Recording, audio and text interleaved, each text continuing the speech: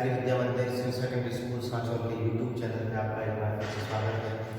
आशा करता हूँ आप घर पे स्वस्थ होंगे और निश्चित रूप से आप जो भी टॉपिक्स आपको प्रोवाइड करवाए जा रहे हैं उनको आप पढ़ रहे होंगे, अध्ययन कर रहे होंगे और ये करना भी चाहिए। आपको निरंतर पढ़ते रहना चाहिए। ये समय इस प्रकार का आ गया है, विद्यालय भी जो है नहीं खुल पा रहे हैं, सरकार की कोई गाइडलाइन नहीं आ रही है। तब तक हमारा उद्देश्य ये है कि आप निश्चित रूप से घर पर अध्ययन करें। इसलिए आपको थोड़ा थोड़ा जो भी कंटेंट है, जो विषय वस्तु, जो सामग्री है वो प्रोवाइड करवाई जा रही है।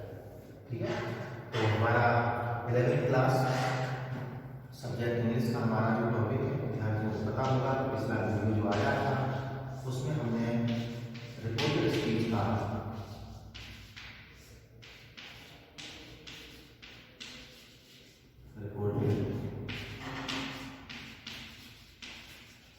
स्पीच अब इम्प्रेसिव सेंटेंस था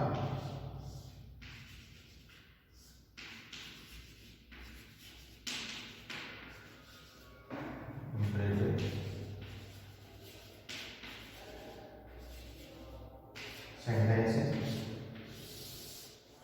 इसके जो सामान्य नियम है, जहाँ पे आप सीधा एडवाइस होने पर एडवाइज्ड, ऑर्डर होने पर ऑर्डर और निवेदन होने पर रिक्वेस्टेड कर देते हैं सेट को। करेक्टिव के रूप में आप डू का प्रयोग करते हैं। ठीक है, उनको हमने सीखा था।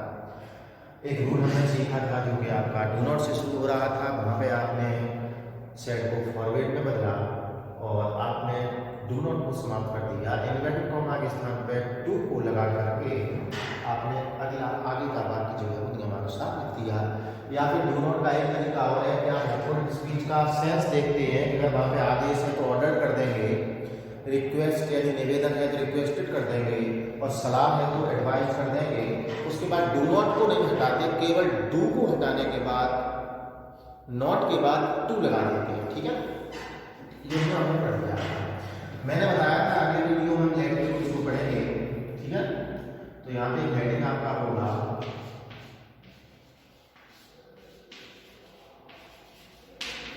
इम्परेटिव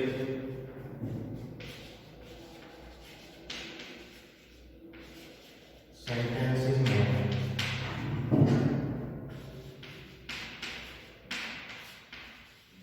आए हुए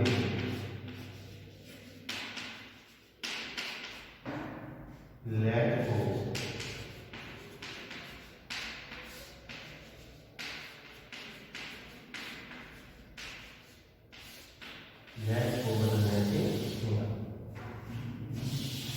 ठीक है, यहाँ पर लिखना है आप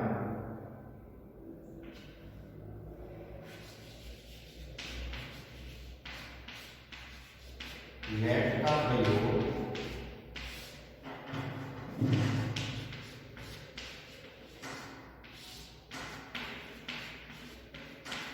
निम्नलिखित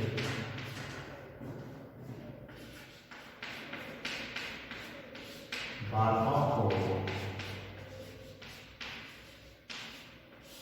प्रकट करने के लिए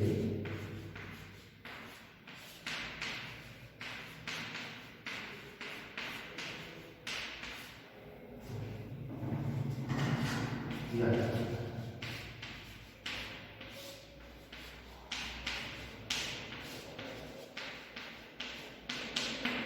ठीक है, इसमें पहला है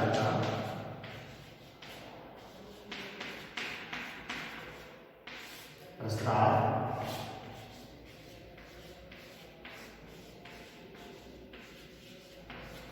जिसे आप प्रपोजल कहते हैं।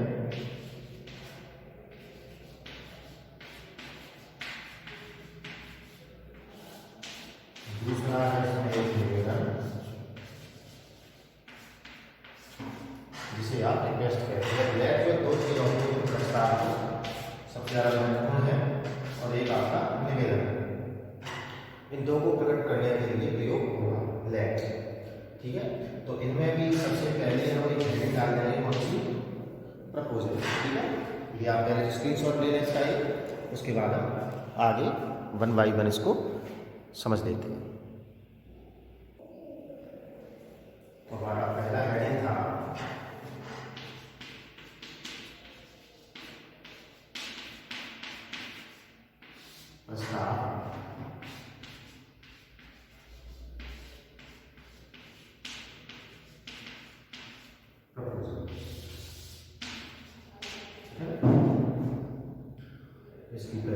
वजह से परिभाषा क्या है कि जब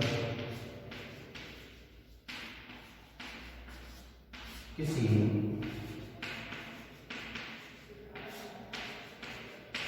वाक्य से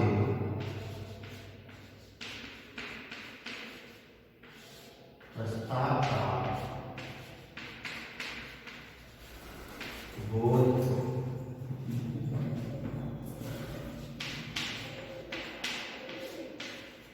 होता है तो उस वाक्य में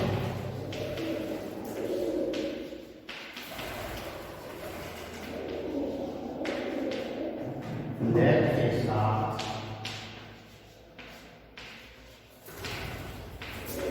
अस्ताल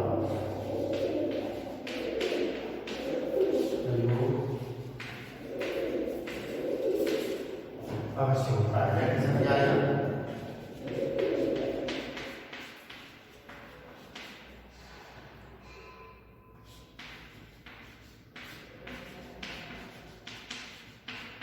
इन वाक्यों को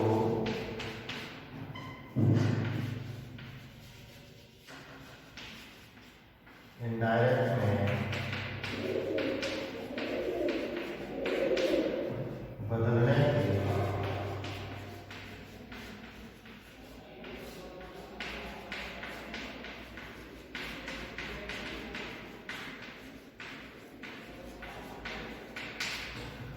ठीक है। वाक्यों को इनडायरेक्ट में बदलने के नियंत्रित नियम है। तो लेट के साथ क्या आ जाएगा? अस आ जाएगा। ठीक है। अब देखो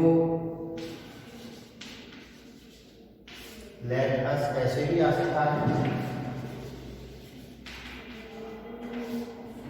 या ये एपोस्ट्रोफी इस प्रकार से कैसे करा दिया जाएगा। ठीक है। तो ये भी लेट्स हो सकता है, लेट्स, लेट अस या लेट्स। ठीक है ना। ये एब्रिविएशन है जहाँ पे ये यू का एब्रिविएट हो गया तो यू का लोप हो जाता है। तो लेट अस ऐसे भी तो या फिर लेट्स कर दो तो दोनों तरीके से आएगा। तो आप समझ जाएंगे कि ये क्या है, आपका प्रपोजल है। इनके नियम क्या है हम देख लेते हैं।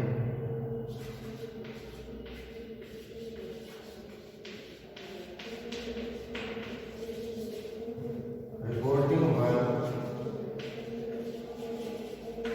सेट को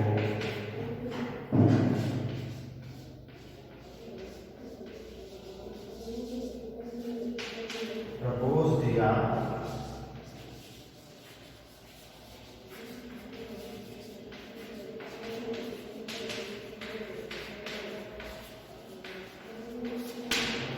या तो पढ़ोगे प्रपोज या पढ़ोगे सजेशन। सजेशन और प्रपोजल दोनों इसके लिए आते हैं सुझाव के लिए। ठीक है।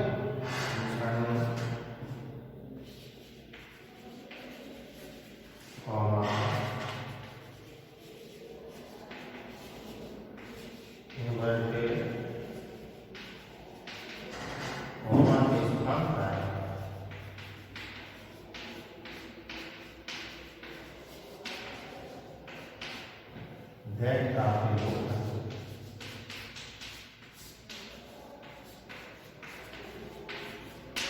अभी तक आप टू का प्रयोग कर रहे थे प्रेजेंट सेंटेंस में। अब पहली बार है जब आप यहाँ पे इसका प्रयोग करेंगे दैट का। लेकिन कौन सी वाक्यों में? वो वाक्य जिनसे प्रस्ताव का बोध हो रहा हो, अर्थात रिपोर्टेड स्पीच जहाँ पे लेट अस से प्रारंभ हुआ हो। आप पहले इसका स्क्रीनशॉट ले लें, इसके और एक जो नियम है वो लिख लेते हैं और इसका कुछ हम एग्जाम्पल ले लेते हैं।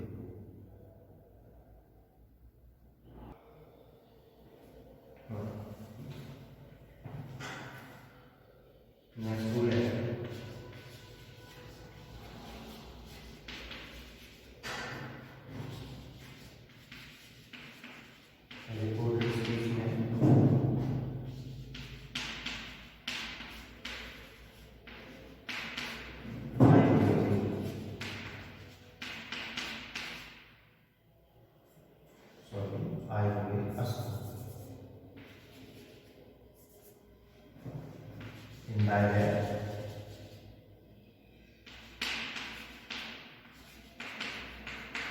बनाने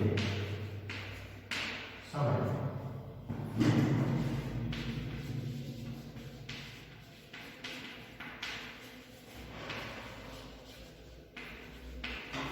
रिपोर्टिंग वर्ब के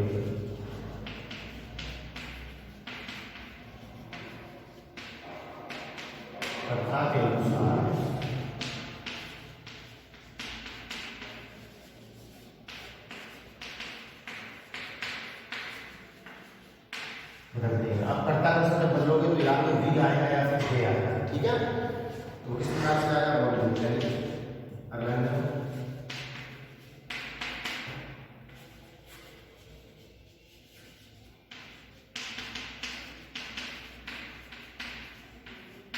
लेट को शुड में बदलना है।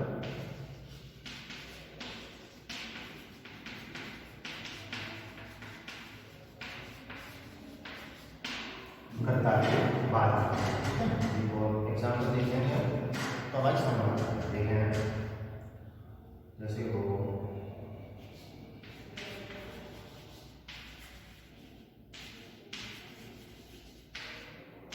Player set comma inverted comma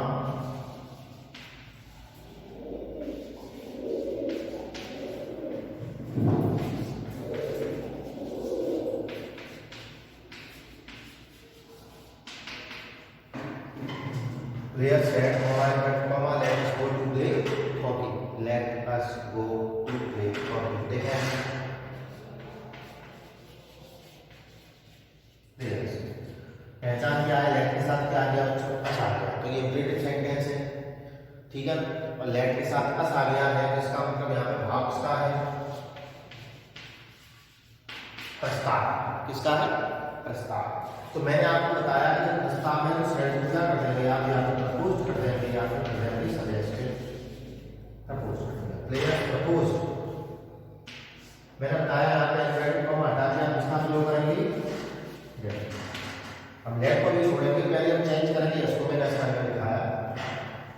ये आपका फर्स्ट पर्सन या फर्स्ट पर्सन हमेशा चेंज इसके अनुसार होगा, कर्ता के अनुसार। देखो दो लिखा है, या तो बी आएगा या बी आएगा, किस प्रकार से आएगा हम उसको समझ लेते हैं। अस फर्स्ट पर्सन हमेशा ही चेंज होगा किसके अनुसार, सब्जेक्ट के अनुसार। अगर इस सब्जेक्ट यहाँ सब्जेक्ट के स्थान पर ये जो आई दे रखा हो या दे रखा हो वी, क्या हो जो अगर यहाँ आई सेट होता है, यहाँ वी सेट होता, तो अब देखो हमें क्या, अस जो बहुवचन है यहाँ भी आने वाला मोस्टली बहुवचन ही होगा, तो आई का प्रयोग होगी यहाँ पे, अगर आएगा तो वी का प्रयोग होगा। अब जब अस को बदलेंगे इसके अनुसार, प्लेयर्स के अनुसार, अभी अगर यहाँ वी होता तो यहाँ वी लिख देते, क्या लिखते हैं वी, क्योंकि फर्स्ट पर्सन का बहुवचन क्या है, वी। अगर यहाँ कोई थर्ड पर्सन आएगा तो थर्ड पर्सन का बहुवचन करता है तो कौन सा है, देखो ही सी इट सभी वचन, देख ऐसा है बहुवचन, इसमें क्या है वी बहुवचन। तो अगर यहाँ पे वी आ जाए, क्या आ जाए प्लेयर्स के स्थान पे वी, रेयर जिसमें में जैसे आई आ जाए तो आपको यहाँ पे क्या लिखना है, वी लिखना। अगर इस आई के वी को छोड़ के कोई भी आएगा तो यहाँ पे थर्ड पर्सन ही होगा, तो जब जब थर्ड पर्सन आ जाए, कोई भी नाम आ जाए, ठीक है, प्लेयर्स आ जाए, बॉयज आ जाए, स्टूडेंट्स आ जाए, पीपल आ जाए, ठीक है, चिल्ड्रन आ जाए, तो यहाँ पे क्या लिखेंगे, देख आई और बी होने पर बी लगेगा, अन्यथा की स्थिति में दे लगेगा, बस बी या दे, ये आएंगे आपके। तो यहाँ पे हमने क्या कर दिया, दे। अब लेट को मैंने कहा शुड में बदल के करता के बाद लिखो तो हो गया should go to play hockey.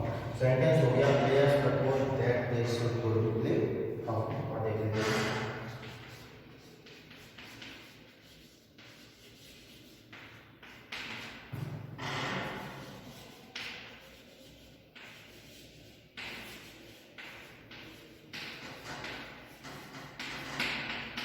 अब सेंटेंस दिखा रहा है आपका, we said comma inverted comma let us go for a walk, let us go for a walk. देखो पहचान कहाँ से हो जाएगी, लेट के साथ इसका प्रयोग हो गया है तो आपको पता चल जाएगा कि यहाँ पे भाव किसका है, प्रपोजल अर्थात प्रस्ताव का भाव है। ऐसी स्थिति में यहाँ पे क्या किया हमने, बी सेड को क्या कर दिया, प्रपोज इन्वर्टेड कॉमा हटा दें, इसका प्रयोग किया बच्चों गेट का, बता दिया था आपको। अब इसको छोड़ेंगे, वस्तु चेंज करेंगे, फर्स्ट पर्सन का होगा। मैंने कहा जब जब यहाँ पे आई और बी होगा तो आपका क्या करता क्या होगा, बी होगा, अन्यथा आपका क्या करता क्या होगा, बी। गेट को क्या कर देंगे आप, should go for the walk, ठीक है। तो ये रूल थे जहां पे लेट के साथ क्या आ रहा है, अस आ रहा है, ठीक है। इनके और भी एग्जाम्पल आप निश्चित रूप से लगाएं, अभ्यास करें तो ये क्लियर हो जाएगा। बस ये चीज समझने के लिए कि जब यहाँ पे आपका कर्ता आई या वी है तो आपका यहाँ पे आने वाला कर्ता हमेशा क्या है, वी, और आई को छोड़ के यहाँ पे अगर कोई कर्ता दे रखा है तो आपका नया कर्ता क्या है, वे। लेट को क्या रखेंगे, शो करेगा। ठीक है, आज हम इतना ही रखेंगे। इसके आगे की जो कुछ एग्जाम्पल्स या फिर एक और जो आपका निवेदन वाला लेट का जो रूल है उसको हम अगले वीडियो में डिस्कस करेंगे, उसको सीखेंगे। तब तक इसको आप पढ़ते रहें।